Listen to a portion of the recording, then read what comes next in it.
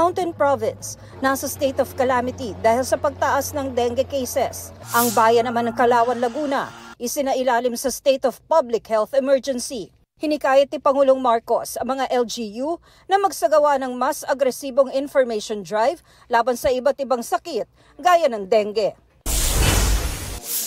Dalawang chairman ng Quadcom, pinabulaanan ang sinabi ni Attorney Harry Roque na may demolition job sa pagpapasite in contempt sa kanya. Kaugnayan sa umano'y pagsisinungaling ni Roque para di makadalo sa pagdinig noong August 16. Tinawag ito ni Roque na panggigipit dahil sa politika at pag-abuso sa kapangyarihan.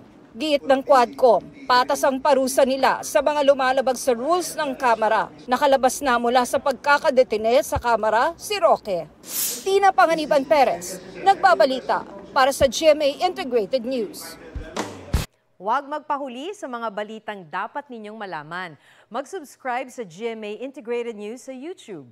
Sa mga kapuso abroad, subaybayan nyo kami sa GMA Pinoy TV at sa www.gmanews.tv.